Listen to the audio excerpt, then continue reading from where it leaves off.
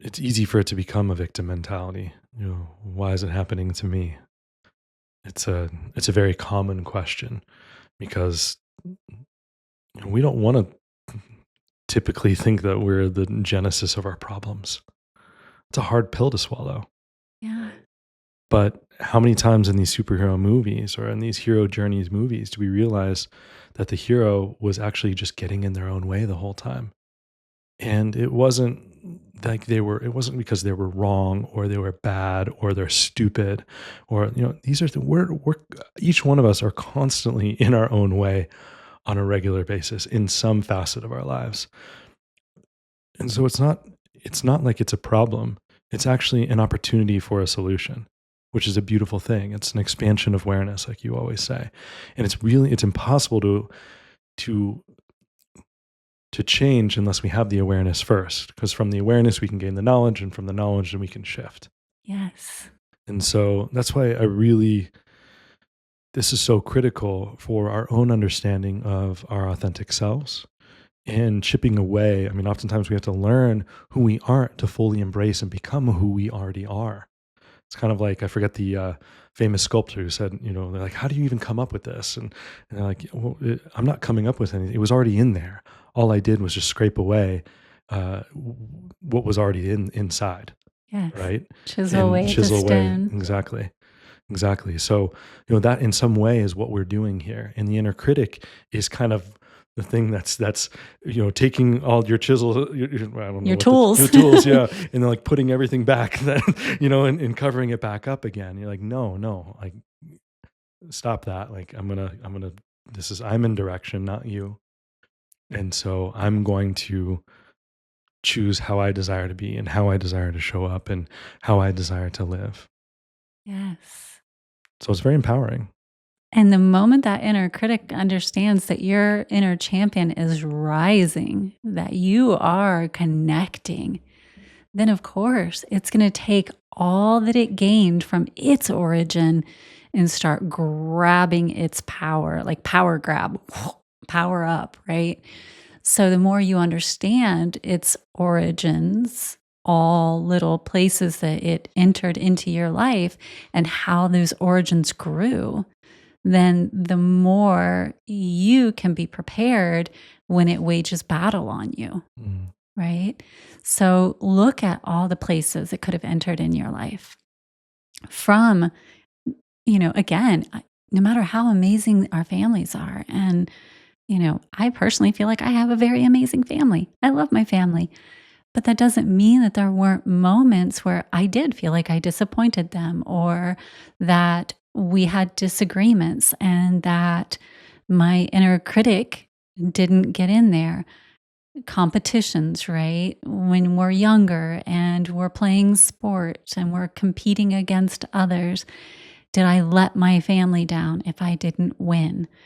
Or if we are part of any organized system, whether that's religion or schools, or there's always a mark that we're meant to hit. And if we don't hit that mark, then we can take that inward and the inner critic can grab a hold of that.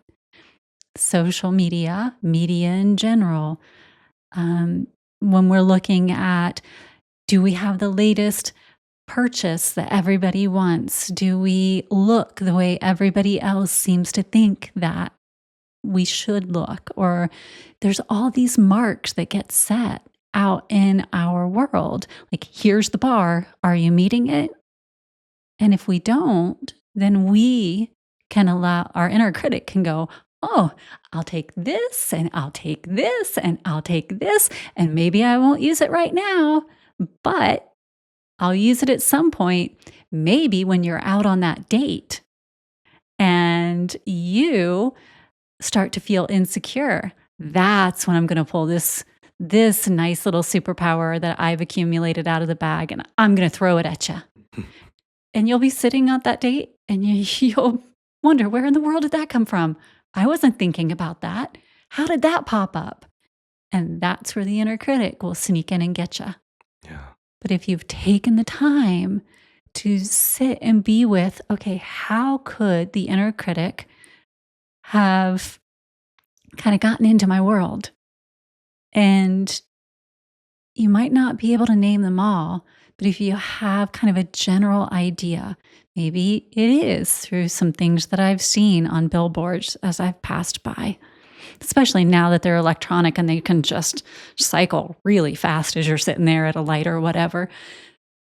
Did it soak in? And if so, how is that impacting me? Or even digital billboards in terms of like on social media, right? All the ads that Yeah. come through when we're scrolling and showing us how we should look or how we should act, or, this is what it means to be successful, or this is what it means to be pretty or handsome, or this is what it means to be fit, or this is what it means, to whatever, you name it. It's constantly kind of telling you that you're inherently missing something. Yes. And there's nothing wrong with that. I know we want to, the inner critic will come in and say, that's wrong and that's bad. It's not bad. It's not bad for a company to desire to sell their product. Honestly, it's not bad. Mhm. But if you are not aware of the impact that it's having on you, that's where we might be misaligned. And so it's important that we create awareness all the way around.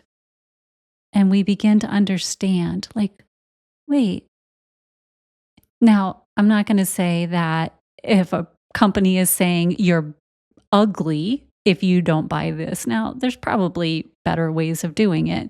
I will say that it is my personal responsibility to clean up my inner realms, right? And so it is my responsibility to understand what impact these advertisements are having on me. And it is also my responsibility, if I don't like these advertisements, to curate what is coming into my world.